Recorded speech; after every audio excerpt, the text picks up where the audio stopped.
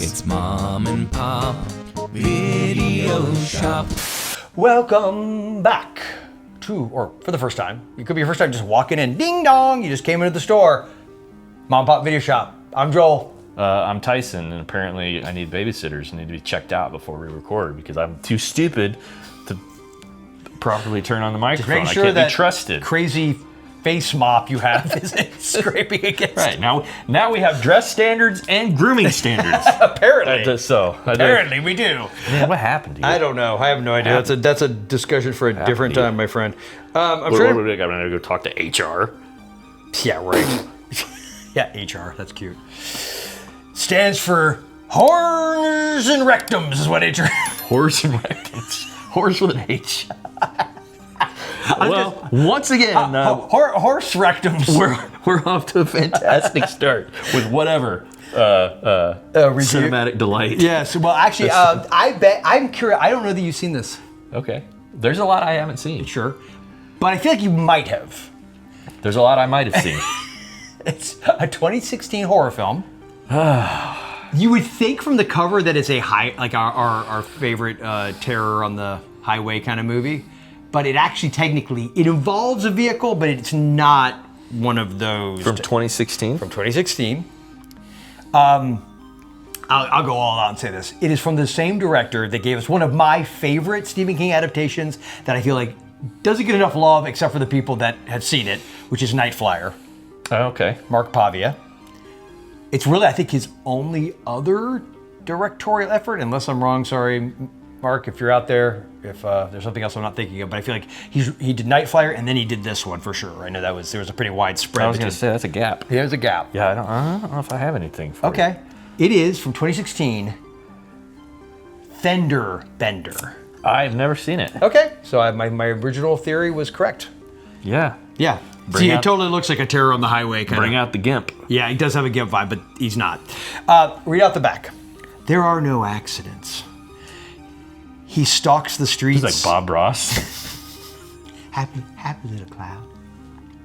He stalks the streets, remorseless, brutal, bloodthirsty.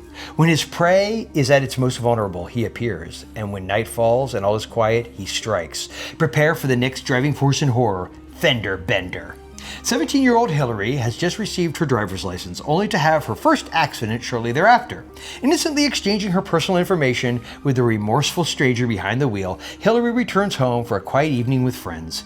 But when the man to whom she so readily handed all of her information reveals himself to be something much darker and sinister than she could imagine, Hillary finds herself in a head-on collision with terror. From writer-director Mark Pavia, Stephen King's The Night Flier, Fender Bender is an intense crash-and-slash thriller that brings you back to a time when that's hard to read. Back at a time when the boxes on the shelf at your local video store beckoned you with masked, knife-wielding maniacs and a twisted sense of morals. That's a mouthful, but it's true. It's true, and I love that it ties in perfectly with what we do here.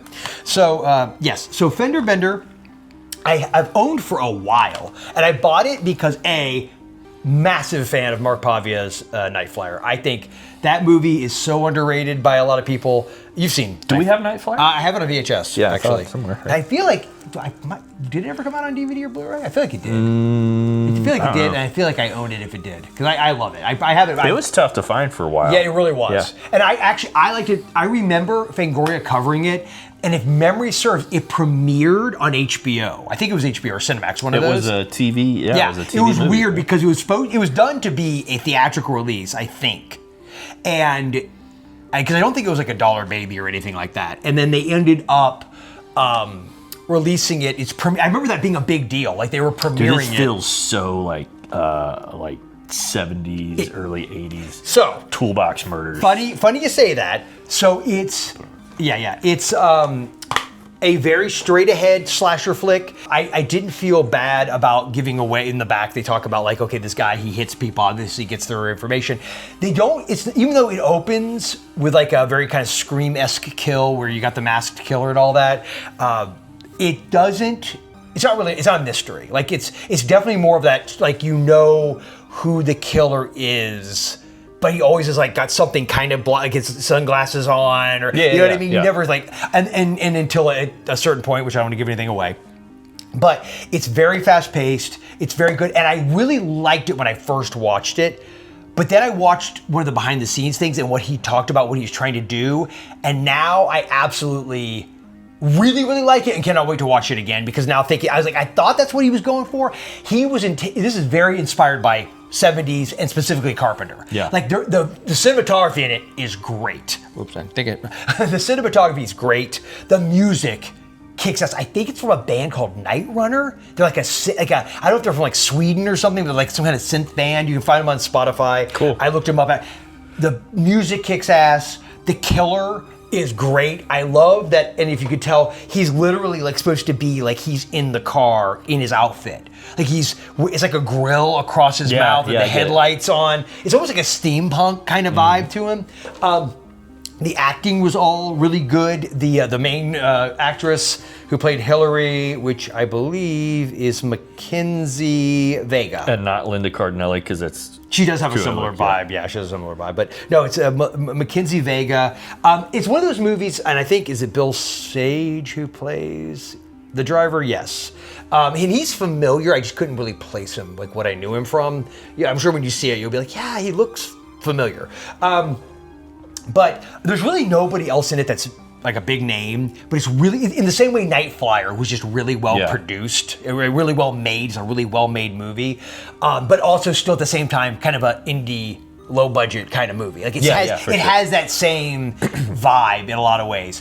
But I don't want to give away endings, obviously, but you will probably be surprised where it goes. You're gonna be like, holy crap! All right. The kills in it are violent, but it's not like Terrifier level. It's not like super over the top. Sure. Again, I think he was going for the Carpenter move. Like it's bloody, but it's a little bit subdued that way. There are a few decent enough kills if that's what you're into, but it's not the main thrust of it. It's more about the suspense and the build. There are a few script things where, again, I want to rewatch it for sure. And there's also, I think this has a commentary, which I really appreciate that he also, director's commentary and a producer's commentary. I'd like to hear some of his thoughts behind a couple of key moments that, again, don't want to give away. This feels like a Tubi movie. Is it on Tubi? I wouldn't be surprised. I wouldn't be surprised. I want to say it's available for rent, though. I could be wrong. Okay. Like I want to see it. I think I bought this secondhand, actually, maybe at Orbit DVD in Asheville, North Carolina when we were up there. Because as soon as I realized what it was, I realized who made it. I was like, oh crap, I got it for like $5 or something. And I've had it for a long time. And I bought it again at the time because that cover made me think it was, because I've got several movies like that where based on the cover, they totally feel like a Hitcher breakdown kind of movie. But this is not. It involves his car, but it is really only used as his like sort of way to get in the door, so to speak. And he's obviously very attached to his car, but it's not like out on the highways for the most part. And there is a little bit of driving, but it's not the main thrust of what the movie is. But as a kind of a 70s-esque slasher that's trying to be its own thing, I'm actually kind of surprised they didn't make any, probably because I'm assuming, I think actually, did Scream Factory? Yeah, Scream put this out. I think it was like almost like an original to Scream Factory release. I would love to see a sequel to it because it leaves itself open for that. Awesome. Well, I got to see it then. I think you'll dig it. I would be, if you came back at me and said anything less than you loved it or at least really, really liked it, I'd be shocked. But yeah, it's definitely worth checking out. I would give it, after my first viewing, I'm going to say a 3. Night Flier to me is like a 4. Like I really love Night Flier. It's a 3 with the probability that with repeated viewings and just some general analyses, it would go up to a 3.5 to 4. Definitely 3 to 3.5. But it's definitely in that range. It's definitely worth. I would not be mad if I rented this movie. If you love horror, if you love kind of that 70s aesthetic, but not in the gritty way. It's more like it's really well shot. Like the cinematography was really well done. The music kicks ass, like I said. The acting was all strong, and Pavia, I think, is a really great underrated filmmaker. And I think it's a freaking tragedy that the dude's only gotten. And who knows? That's all I really want to make. Hell. Better to have made like 1 or 2 really kick-ass features and like be like, I'm out, than overdo it and overstay your welcome, I guess. But definitely worth checking out Fender Bender, and I know you haven't seen it, so you can't read it. I'll reserve my But yes, your rating. actual eventual rating. But yeah, it's like I said, 3. Check it out. Let us know in the comments what you think of it. if you haven't seen it. If you have seen it, then let us know what you're talking about. I don't know why I suddenly had like a weird stroke right there. If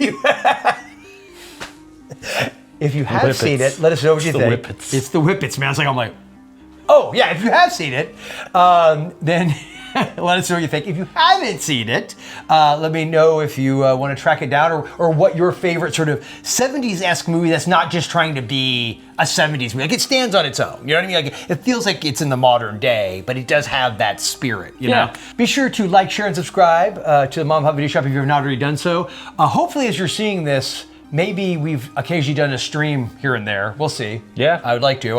Occasionally I get to do one with Gareth. He's nice enough to tolerate me. Some people don't show up for those. I've told Gareth that you hate him. Well, you know, colonization is not something that you forget. You're like, hey man, we fought these people once. Yeah. I will say that I've used your I love doing Gareth shows. I know you do. I've used your excuse of working and family. Yeah. Okay.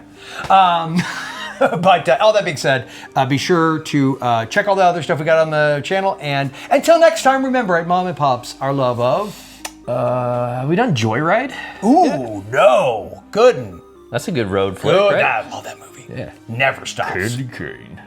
Mom and Pop's Video Shop.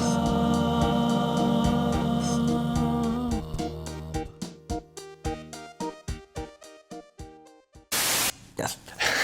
I did it turn or is it facing around? Oh, your beard, yes. Make sure your beard isn't like dragging against it. You're good. Okay. Okay. Don't worry about getting your own shit together. Don't be worried about your own shit together. All right.